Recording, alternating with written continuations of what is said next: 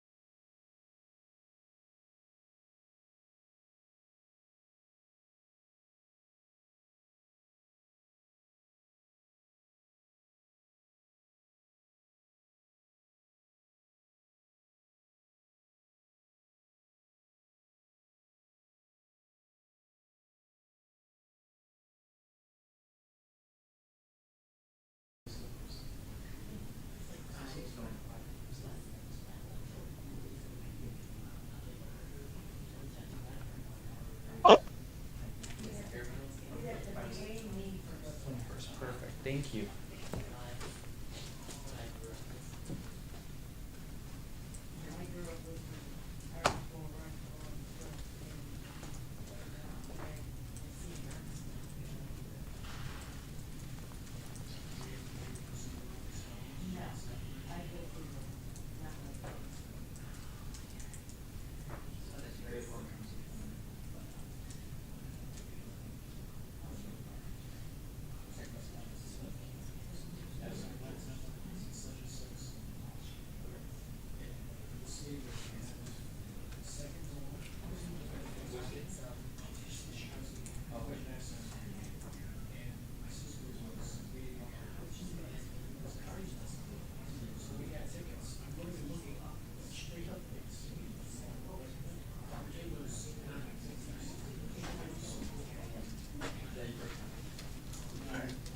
They're in the deep of things. I don't know.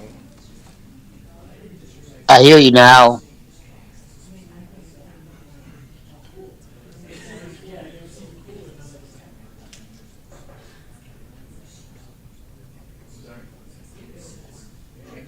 Chairman Norman? Chairman, I would just read that in case Alderman Bug is able to come to the meeting. And if not, yeah.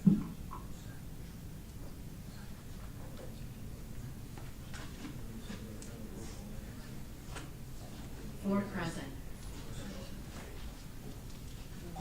Board President, okay.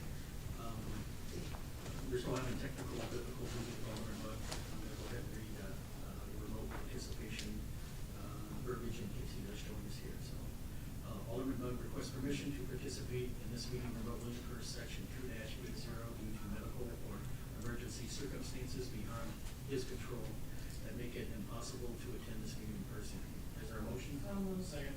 Motion by Alderman Smith, second by Alderman Franco. All in favor? Aye. All opposed? Motion passes 4-0. Next item on the agenda, approval of the minutes. 24-0206, approval of the minutes from Rules Administration Procedures Committee meeting held on March 19, 2024. So moved. Motion by Alderman Smith, second by Alderman Franco. All in favor? Aye. All opposed? Item carries 4-0. Madam Clerk, is everybody here for public comment? No, there is not.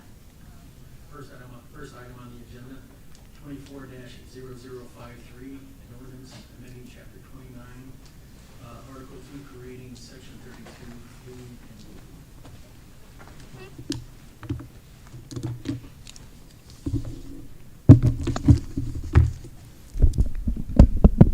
Good afternoon, Chairman Warman, committee members, Nydia Molina, Assistant Corporation Counsel, and Officer Arbett from the Aurora Police Department.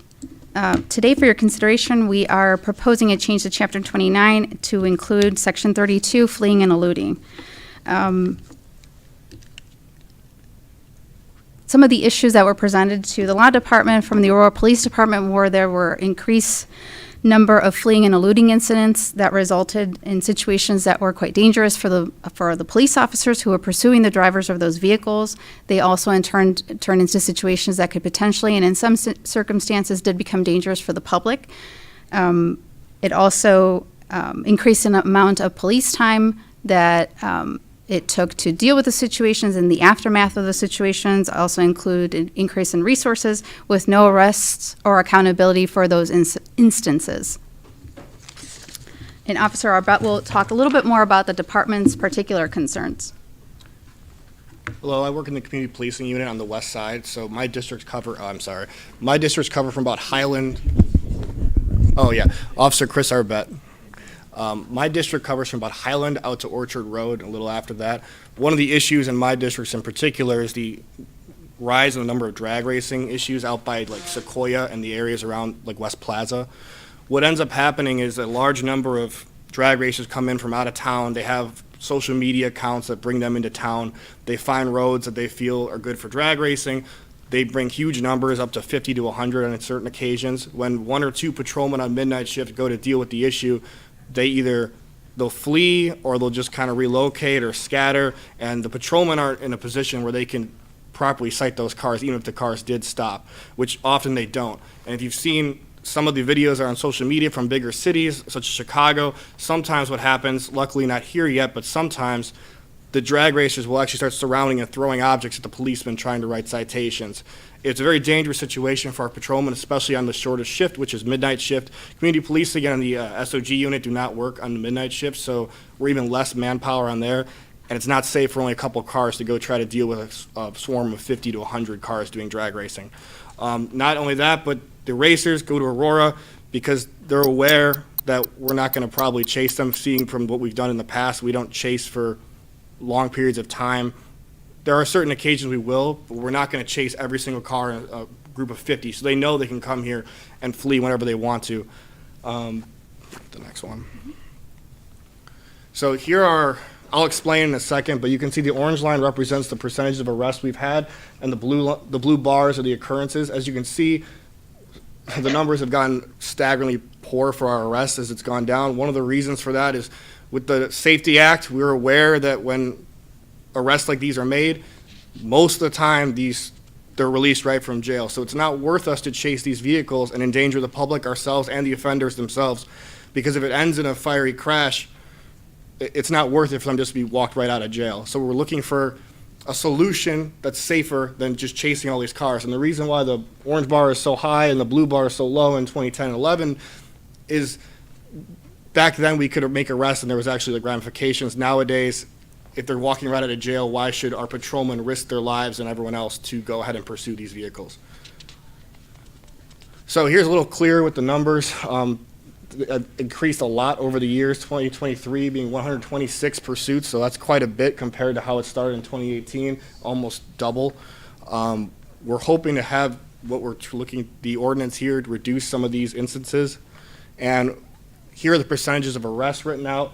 They've gone down a lot since our 74% arrest in 2010.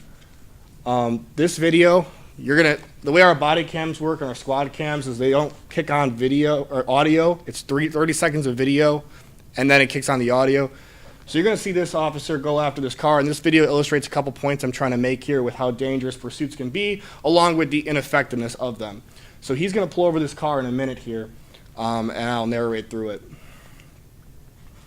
Certain parts are blurred out for the privacy. Obviously, his face is also blurred out, but you'll see some of the things he talks about, and I'll explain the radio traffic. So he's initiating the stop here.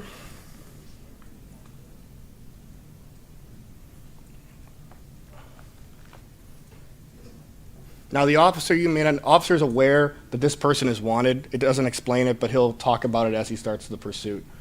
He goes to make contact, car takes off. He's upset, he walks back to the car. Now you can see the speed in which this car takes off on him, so that's very dangerous to the public. No one's expecting that, especially on a traffic stop. So that could have injured a pedestrian, walked around the gas station, or the McDonald's that's right over here too. So he initiates his pursuit.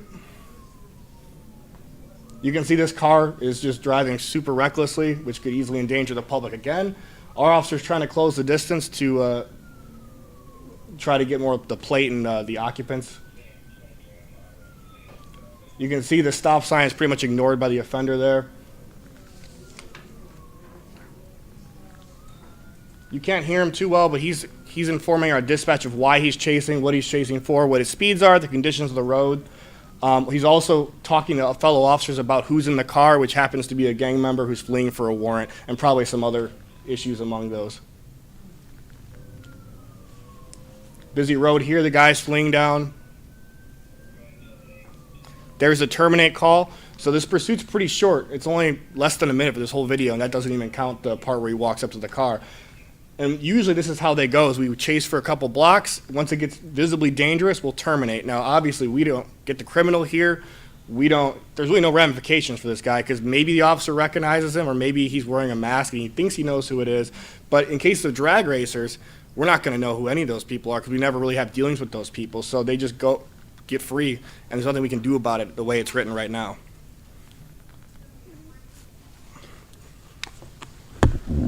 So our objective with the ordinance that we're proposing is to reduce the number of drag racing incidents and gathering, reduce the number of incidents of suspect vehicles fleeing and eluding at high speeds, and preserve our police resources and increase public safety. As you can tell from the video, this was a downtown area that went into a residential area that thankfully there were no consequences to that. But again, there have been incidents in the past that have resulted in injuries to both officers, to property, and to public.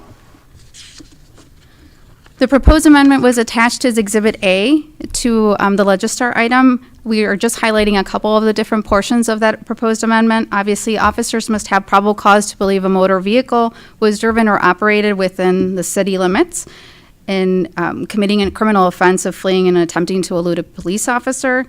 The violations in this proposed ordinance would be dealt with just as any other administrative code violations would be under Chapter 3.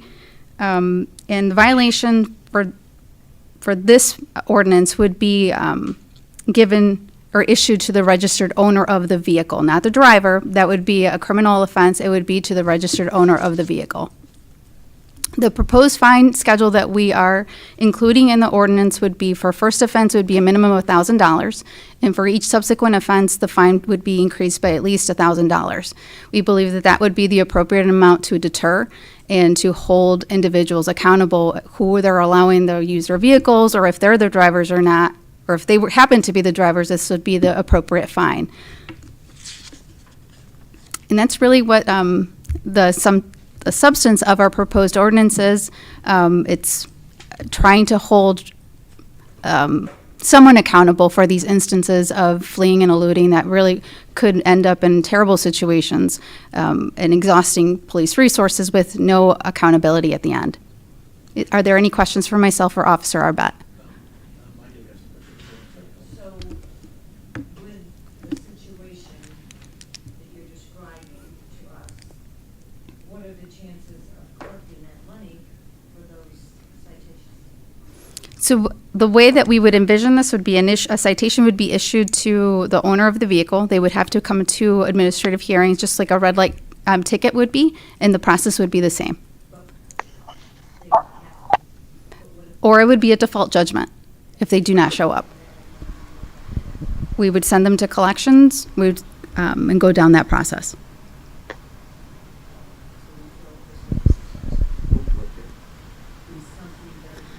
Correct. Absolutely. Right now, if you are fleeing and eluding and the officers cannot get a driver or any information related to who's actually in possession of the vehicle, there is no criminal charge, misdemeanor ordinance violation that could be attached to it. Yep. And Officer Arbette can add a little bit more to that. Alderman, that's a good point you bring up. One of the similar things that comes up is when we impound cars for whatever crime that may have been committed, right? A lot of times, if the driver isn't the owner is furious that their car is getting towed because they're well aware that they're the ones who are responsible to own a car, they take care of it, and if they loaned it out to someone who wasn't so responsible, now they're incurring the cost from the city. So, yes, it may not affect them, but that owner will probably not loan that car out again. And So if that car's seen on the street somewhere, it can get towed. kind of two different topics there. The important thing is that if the owner has incurred fines, they're less likely to give that car out to whoever may ask for it. And a lot of times the reasons that criminals drive cars that aren't theirs is because they don't want to be accountable and they know that there's no way for us to pursue that. I have two comments. First one, thank you for this. This has been a problem on the west side for 3 or 4 years at a minimum. Seasonal, but nevertheless, we've had a lot of complaints. You guys have been doing the best you can, but I guess been time somewhat.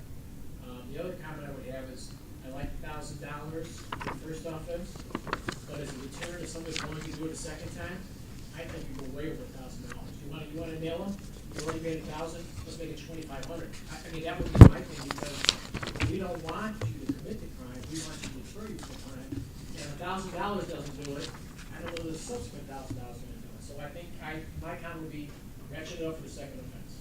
That's just a comment, you guys do what you need to do, but I think we want to put the kibosh on this, you gotta make it really hard. So thank you again for that. I do have a couple of questions or comments. Now, is there a possibility, because I think if you collect a lot of parking tickets, you get the boots and things like that, is there apples and oranges, there can't be a threat of towing or a boot or anything like that along with this? Is that something that was considered? I can speak on that if you'd like. Sir, the issue we have is a lot of times when these cars flee, yep, I'm doing it again. Got it. A lot of times when these cars flee, we go looking for them. It's something our patrolmen want to go find, right? So a couple things happen. If we find them, we're lucky, but a lot of times those cars are hidden in garages. The plates are taken off because they know that we're looking for them. If the time goes by too far, there's nothing we can really do about that because we don't have a suspect. So we can't, short of getting a search warrant, I don't think a search warrant is going to probably be granted in a lot of these cases. We don't know who the suspect is. So it's different than a parking, like it's a parking ticket where Yes, it would. not paying your tolls, or you're pulled over, like, hey, good news, you're coming with me, for that. So it's, can't be written that way, and again, I'm just asking, I'll let you take that part. because impounding the car, like I said, is ideal for me, so, because, yeah, I think that's something to consider a possibility. It's not something we considered, but it's definitely something we can look into in terms of the boot. I know towing and impound have different factors, so that may not be a possibility, but we can look into other options. Yeah, I just thought, we have it here, why not really get them, so. My other question is this something common with other municipalities that we're trying to,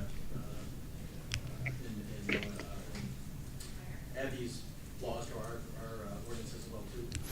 And do they see a downturn in this, or is this just another small thing that, at least reduces by one to these work, because it is very dangerous, so. Has anybody else seen any huge reduction, or significant in this? That With you're aware of, so? With respect to a similar ordinance, Naperville has a similar ordinance. Theirs is structured differently than ours, our proposed one, but it's essentially the same idea, trying to curtail fleeing and eluding based on the same issues that they saw, increase in number of fleeing and eluding incidents with no arrests.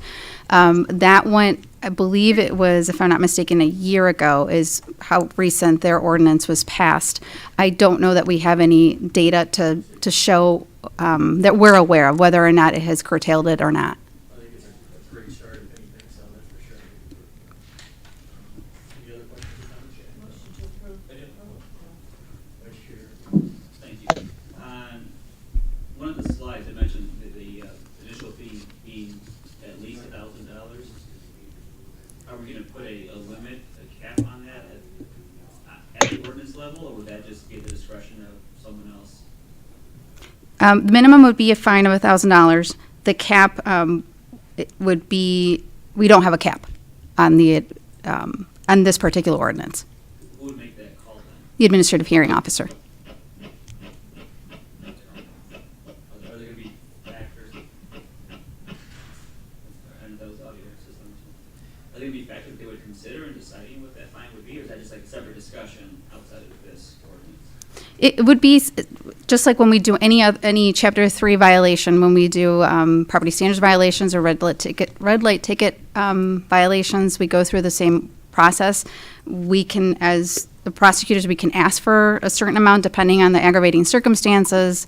I imagine at some point there may be some defenses that they want to bring in or give us some more information as to, or the officers may give us additional aggravating factors in terms this isn't the first time. It's been in the past, not since the ordinance, so there may be more additional information that we may be able to share with the hearing officer to increase the fine.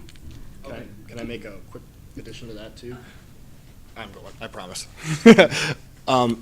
It's a great question. If the car is stolen, we don't intend to use this to punish the poor person who got their car stolen, and then it runs to the police and we find them. So the officer's report will establish if it's even worth sending it to an administrative hearing officer. So if there's something else with it, where like, let's say it's someone that like didn't really know their car, it's not stolen per se, but their son or grandson always drives it, and they didn't really know, we could always include that in the report, which may limit the officer from sending him to the administrative hearing officer. It's more for very clear-cut cases of this is someone fleeing.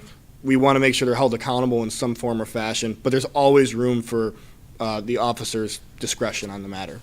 Oh, that's what I wanted to know, because I'm sure not every chase is going to be the same. So one that ends in a fiery crash that involves a lot of city resources, I think we could find them more than $1,000 compared to I don't know, call it a basic pursuit. But it sounds like you answered that. And part of the ordinance also, not this particular ordinance, but part of Chapter 3 also allows us portions of it may allow us to recover costs. It may allow us to recover fees and costs related outside of the fines that we would impose.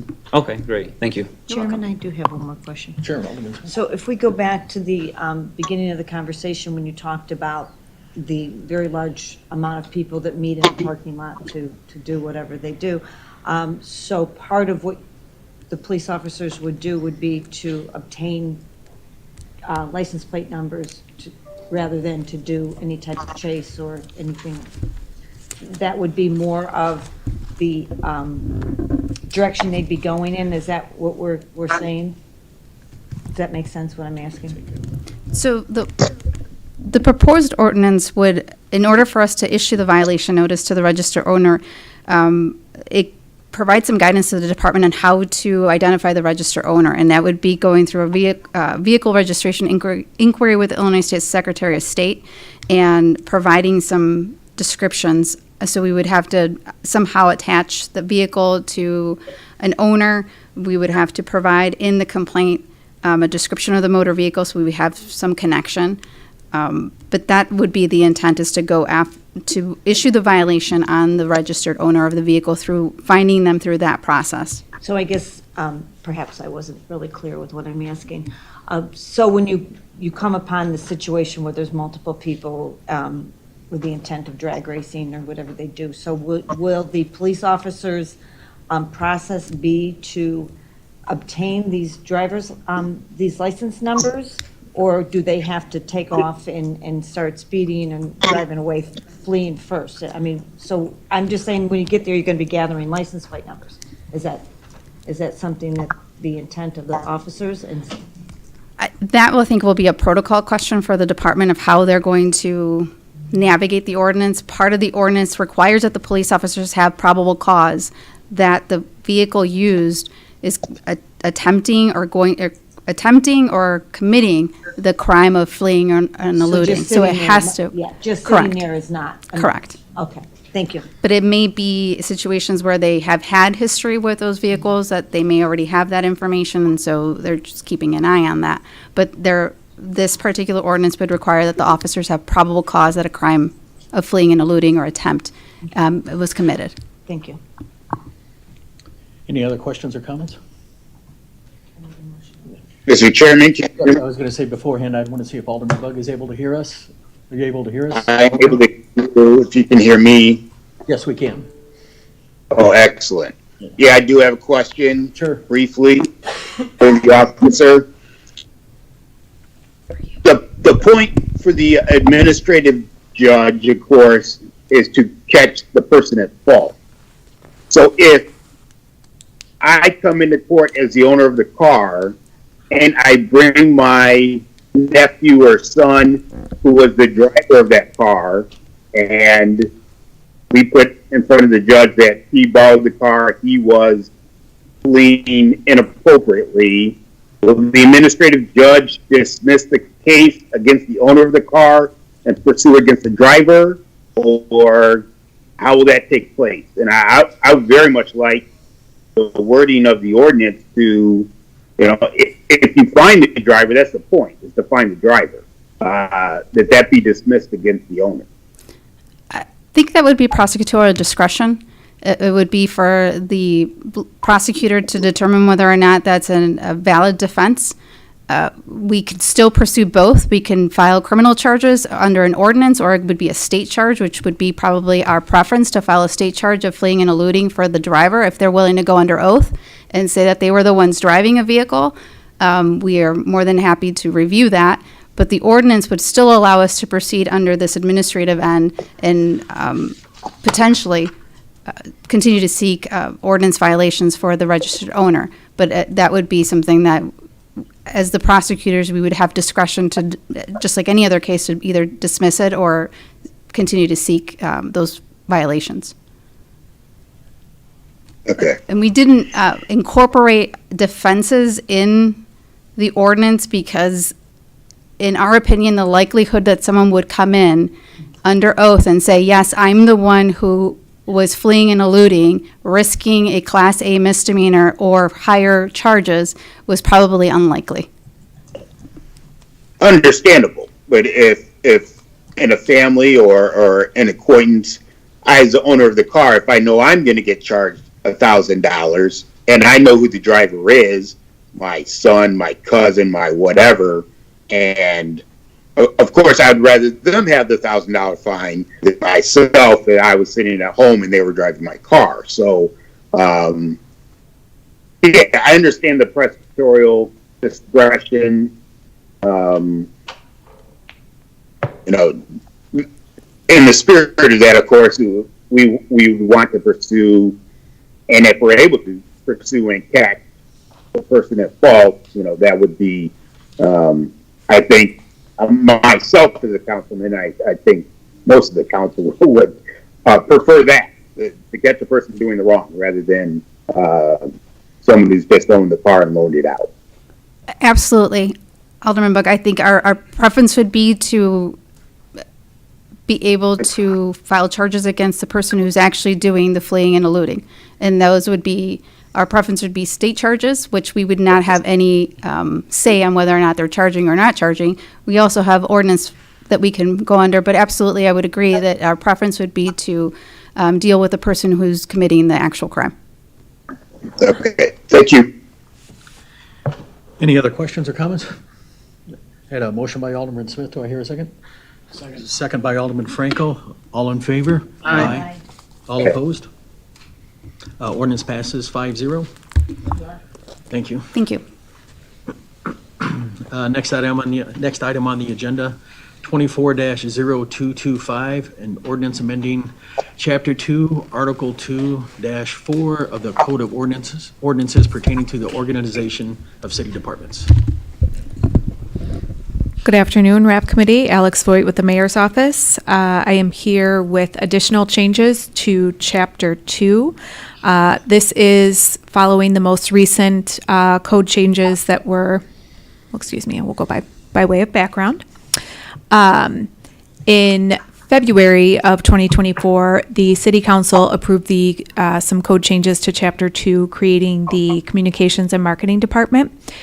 Following, in March of 2024, the City Council approved a budget amendment which included additional personnel positions. And today we are looking to codify some of the changes that were referenced in the budget amendment.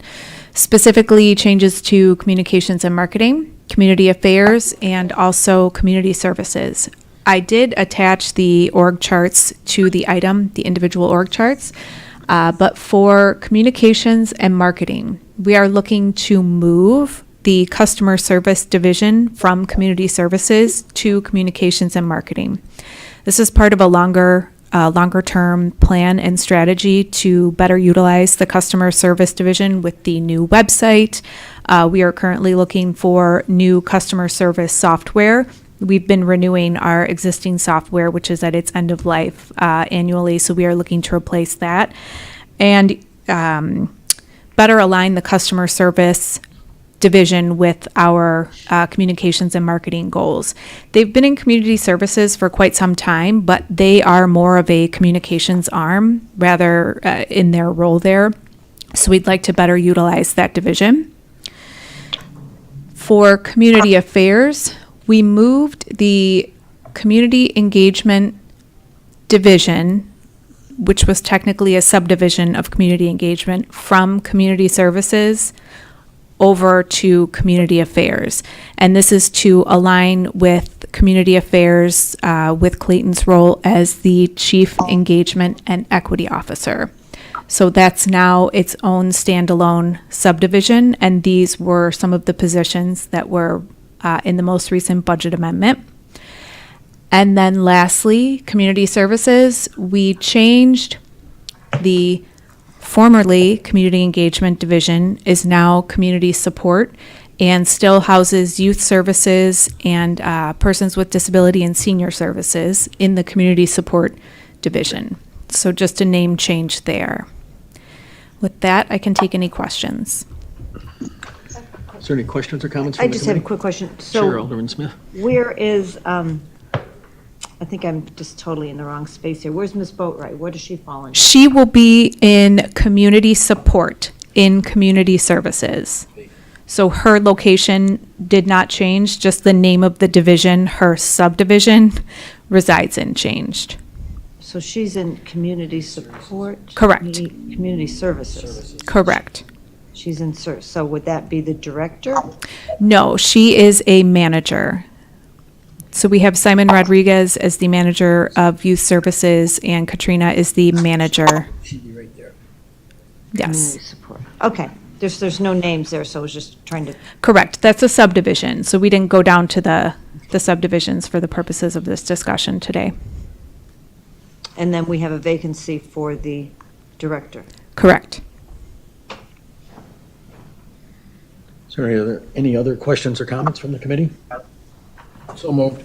Second. A motion by Alderman Franco, a second by Vice Chair Yamas. All in favor? Aye. Thank you. All opposed? Ordinance carries 5-0. Next item on the agenda, 24-0193, a resolution approving the reappointment of John Dugan to the Aurora Police Pension Board. Mr. Duggan, Alex Voigt.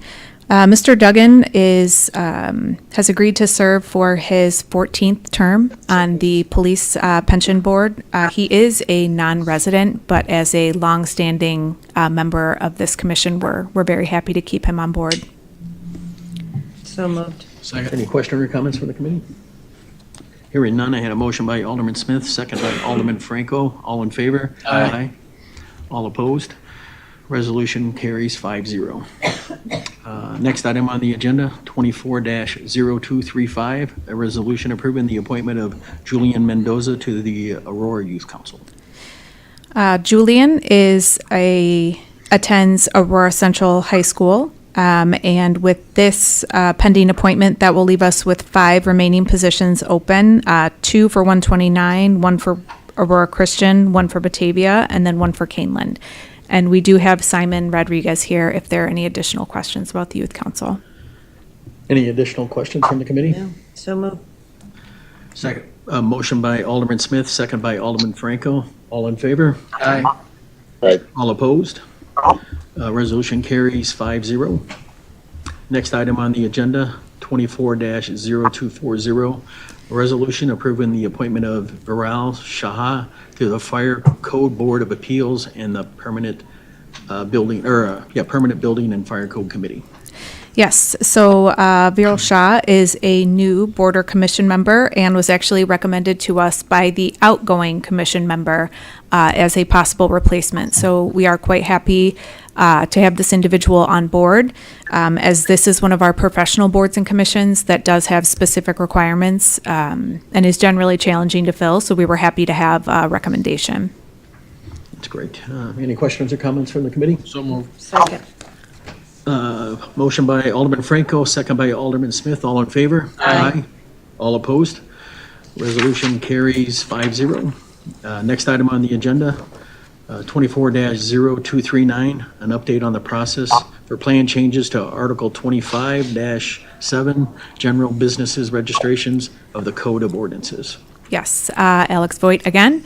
And with me, I have Dr. Kenneth Campbell from the Mayor's Office of Economic Development.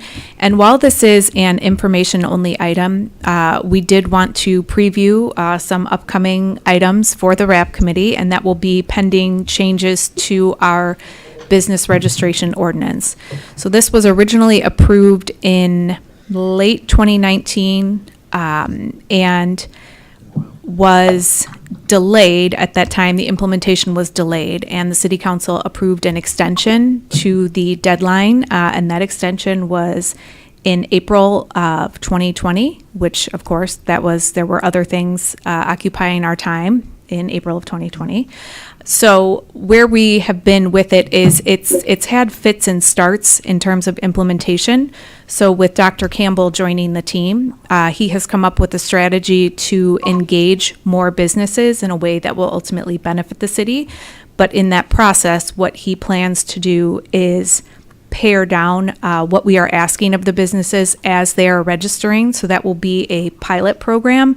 While he is conducting that pilot program in efforts to get businesses registered in the program, staff will be working on changes to the public safety and enforcement side of things that we will then hopefully bring forward the entire ordinance at some point later in the year. But May I ask you a question before you walk away from the Sure. podium? Sure, You- Alderman okay. Smith. So I was, Dr. Campbell and I have talked about this Yeah. quite a bit, and I was going back through Invest Aurora, and I have an announcement here from them in November of 2020, where they were announcing the business registration. Did anything happen there? I mean, I know it was a big deal, and it was important to us, and I know that, 2020 brought some different challenges on, so do we have any base, have we started any of this? we do. So the original deadline for businesses to register, now if you'll recall, this was a completely free program. But the requirements that are outlined in the ordinance are quite cumbersome. So where Invest Aurora was assisting us was in publicizing the program at that time. So we did push out the program and did receive some initial registrations. We began initially, we had some technology issues, which we were hoping to address, which is where the extension came in. That extension came right as COVID began to impact our community. So where we have been since that time is we've been doing specific outreaches to categories of businesses. So we would take a business group in the city, find as many of them as we could, reach out to them, and enroll them in the registration program. What we've discovered in that process is while it has been beneficial in terms of opening the lines of communications, which was one of the many goals that we had with this program, is that if there are specific issues or concerns with that business, the registration ordinance doesn't necessarily have the coverage that we need to take action to bring the business into compliance. So that's one area that we're looking to address. But the most significant thing that we've noticed is getting businesses engaged to register because of the level of detail required. It's been challenging. So if it's okay, I'd like to Yes, hand it over to absolutely. Dr. Campbell and have I just him. wanted to go backwards before. we move Yes, forward. yes, absolutely. Thanks. So good afternoon, Chairperson Warman. Good afternoon to the Rules and Administration Procedure Committee.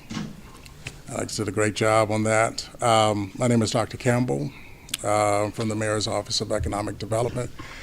And as has mentioned by my colleague here, we have a great number of improvements to bring forth in this new Phase 1 pilot for business registration. We know that the current business registration process is really has a lot of limitations at this point. When we looked at, and I went back and did the research, looked at our utilization rates by current business owners, and it's little to none. A lot of the data that's in the system is obsolete.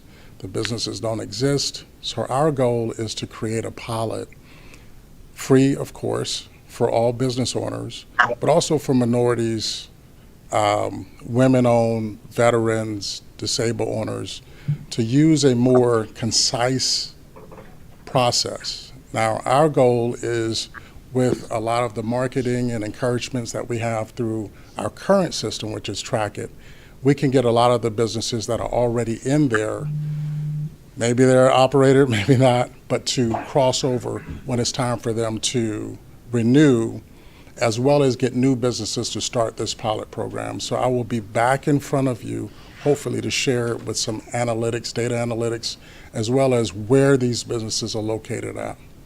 So some of the current issues that we have, the current system has too many questions, over 30, 40 questions. It takes an owner anywhere from 15 to 20 minutes to complete. The system freezes out.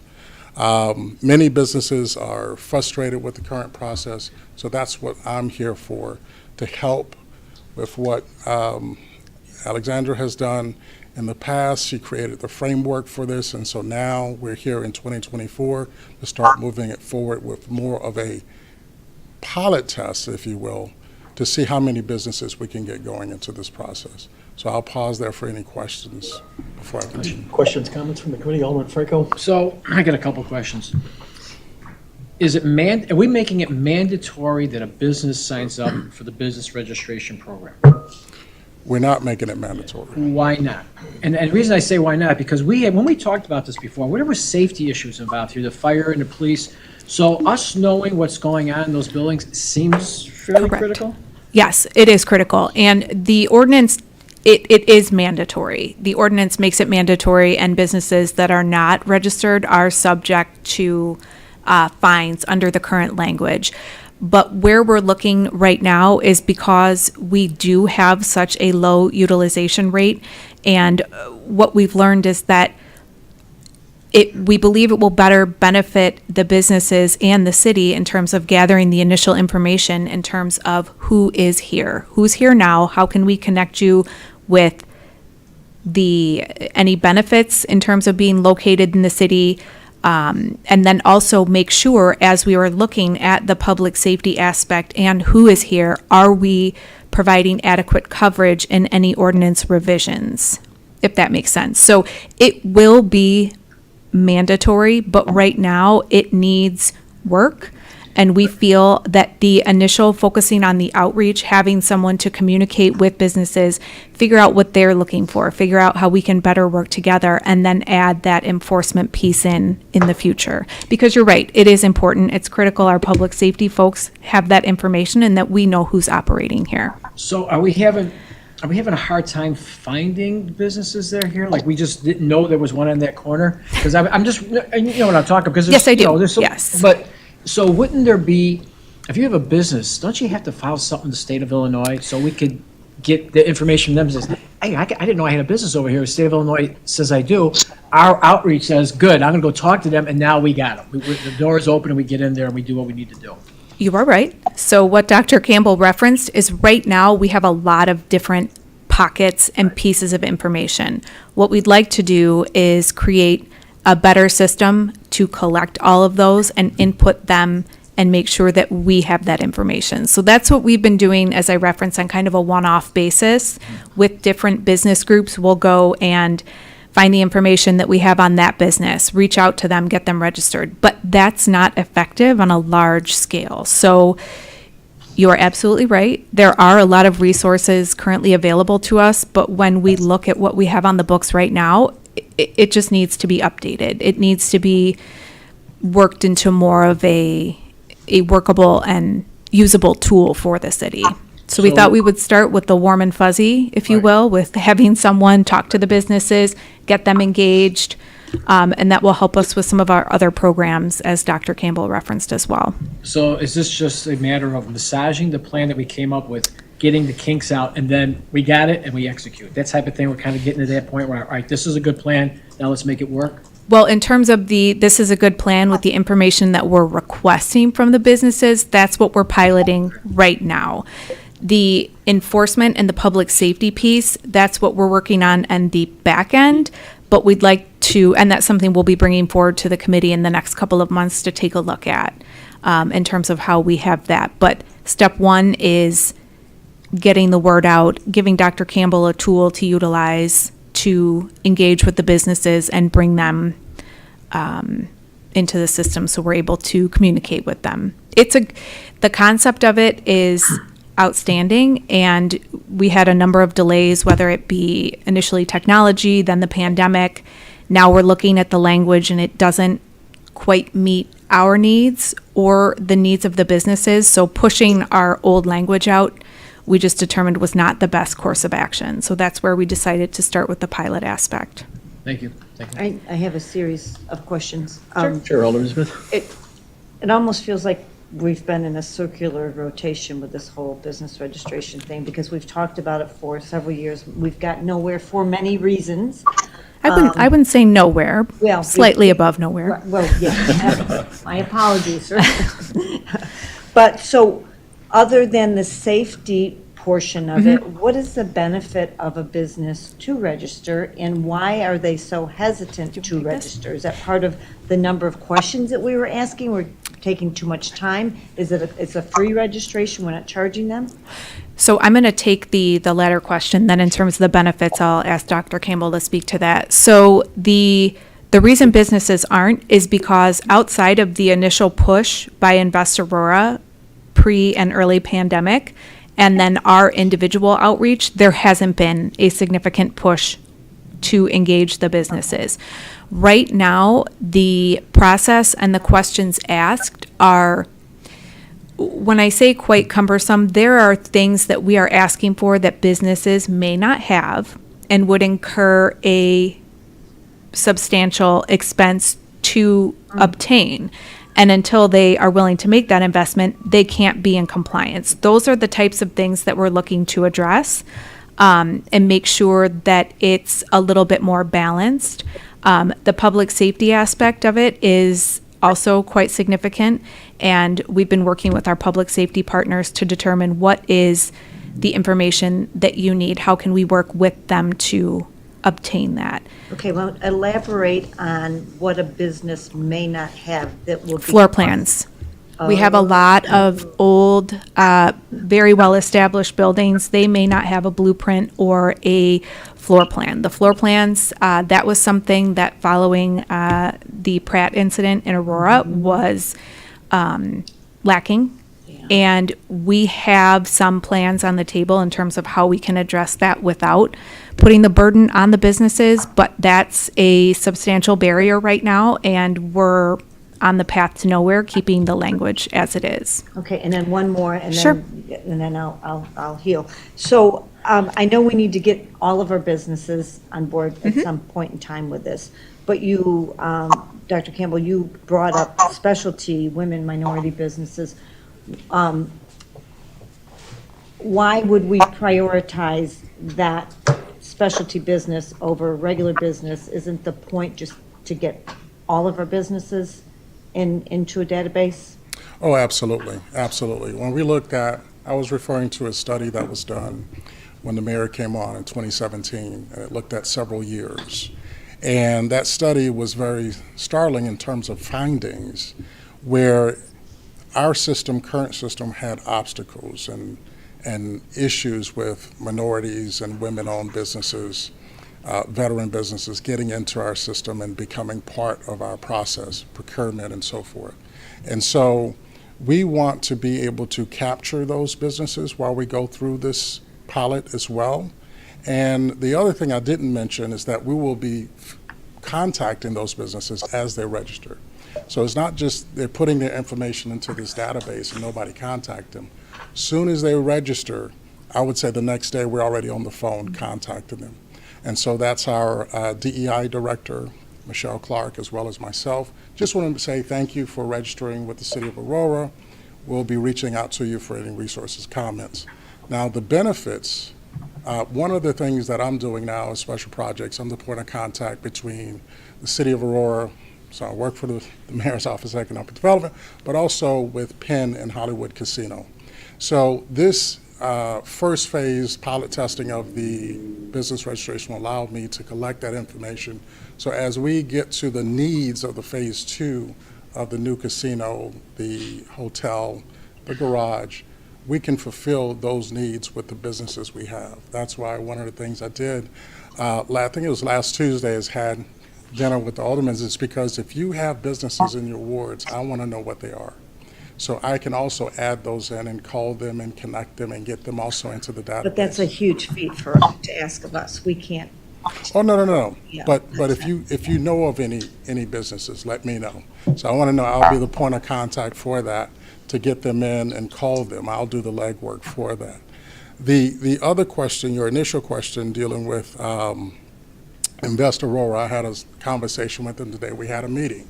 And they do have a similar database, but they too have to work on that according to what has been said today. So we're looking to combine all of those databases at some point so that we have a comprehensive list of businesses for the City of Aurora. So we know who's here. And also to make that list available for the casino when we need goods and services to also help them out as well, so. So now you guys have talked, and this is my last, I promise. Sure. You guys have talked about what we need and understood. How are we going to do this? What is the plan?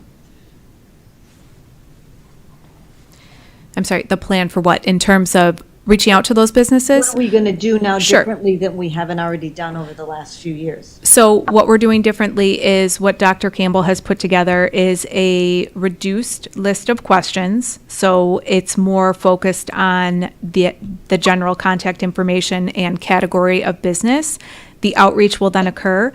And as Dr. Campbell referenced, we are, for the past couple of years, following the availability and disparity study that was conducted. Our program is about to be up and running, and we've been doing a number of how to do business with the city outreach events. Now that we have Dr. Campbell on board to assist with that, we will be having additional outreach opportunities. That's where we'll be capturing the businesses. In no way, shape, or form do we anticipate that he will have contact with every business in the city of Aurora. But what we do want to get is a good idea of, or get a pool of individuals to fill out the pared down application, figure out how that experience was. Do we have minority and women-owned businesses in the city that could be doing business with the city? It's a very soft touch outreach program that we're doing now. That's the purpose of this pilot, to give us information to better inform future changes. But no, we certainly don't expect you to come and We're give. knocking at their doors and walking in with a thing and say, please fill this out. Not yet. Not yet. Any other questions? Any other questions or comments from the committee? Yeah, Mr. Chairman. Sure, Alderman Bug. Yeah, in the discussion, are we looking at two levels of business registration, both brick and mortar and a form of at-home business, or are we just focusing on the brick and mortar right now? Well, the current business registration ordinance exempts home-based businesses from registering. I don't know that we will have much of an opportunity to engage with the home-based businesses unless they're coming to those how to do business with the city type events. So that will, hopefully they'll be part of the engagement and outreach, but I don't know that we have a handle on that part yet. Okay, so the focus is the brick and mortar. Okay. Yeah.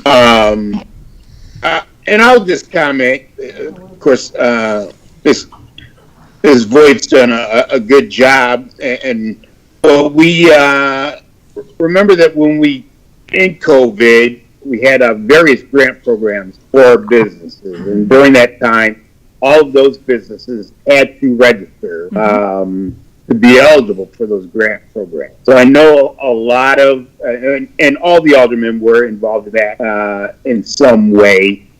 Reaching out to those businesses, seeing the ones that would qualify for those funds through the city. So we have a good base, at least.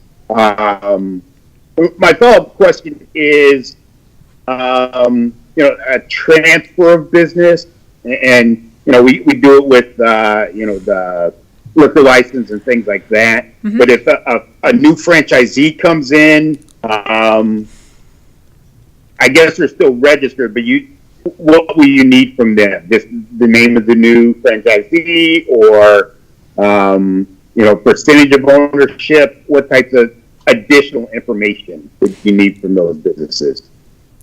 Well, right now, under the current ordinance, liquor licensees are handled. Anyone with a current city license, which is separate from the registration, that's handled a little bit differently through various sections of the code. Other businesses, if you own if I own a law office and I move out and Deb Lang buys my law office, because there's no change of use, we as the city currently have no interaction or engagement with that business because the certificate of occupancy remains the same. That's one of those pieces that we're looking at to see if we can figure out a better way to manage that. So there are a lot of, and this is what we've been discovering as we have undergone those various groupings to get businesses to register, the grant program being one of them. We've learned a lot. And what we've realized is that the importance of the program remains, but the specifics of it, just, they need some adjusting. But you bring up a great point. Thank you. Quite a bit of work ahead of you, that's for sure, so. Motion to approve. There's no action needed on this. item. This Correct, is yes, more just an information FYI, only, so, but, yes. Can we just bless you and say a prayer? And say good luck? Your support is always welcome. Yes. Thank you so much. All right, thank you. That is our last item on the agenda, and there's no need for a closed session. Motion to adjourn. Second. Got a motion by Alderman Smith, second by Alderman Franco. All in favor? Aye. All opposed? We are adjourned at 4:03 PM. Thank you, everyone.